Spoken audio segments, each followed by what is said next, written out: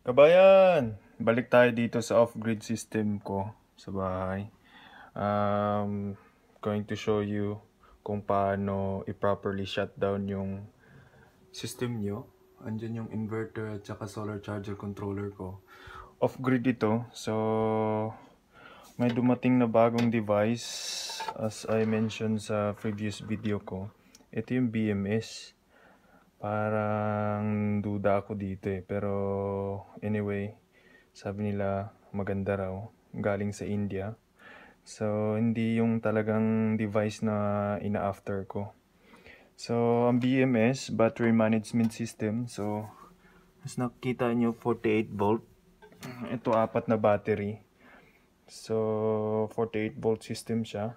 So, ang ginagawa nito is i-equal niya yung mga voltage ng battery. Kasi, napapansin ko, mahigit 2 taon na, umiiba yung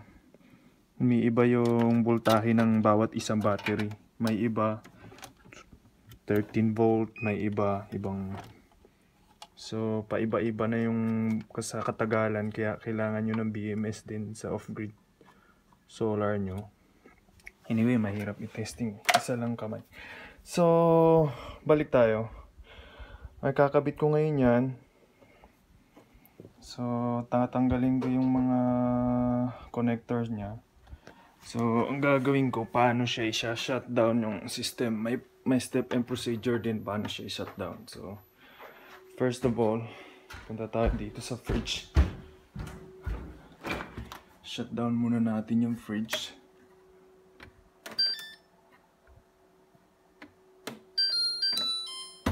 So, ayan. Patay na siya.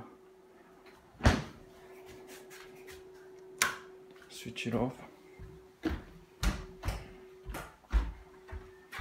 Pagdating naman dito, punta tayo sa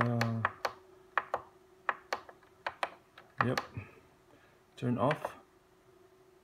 Yes. Wala na tayong power.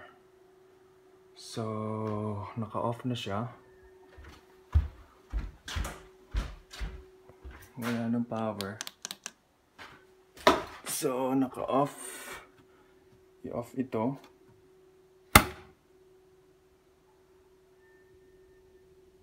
May capacitor pa siya. So, ayan, naka-off na siya. And be mindful dito sa off-grid, sa solar charger controller. Kailangan mauna ma-off yung PB. So, floating na siya. So, bumababa yung voltahe. So, off na siya. So, hanggang sa mawala yung charge niya. And then, switch it off. Patay. And then, may ilaw pa ito dahil may power pa yung PV. So, yan. Naka-switch off na siya. So, pwede ko na siyang tanggalin dito, isa-isa. Kasi, kailangan kong ikabit itong kable na to. So, sa bawat isang terminal. Kasi namo-monitor niya bawat isang battery. So, ini-equalize niya yung mga voltahe. Basta malalaman niyo rin yan. So, yan. Papakita ko na lang sa the next video ko kung paano ko siya i-on ulit. So, maraming salamat. And then, thanks for watching. Like, subscribe, and share. Thank you.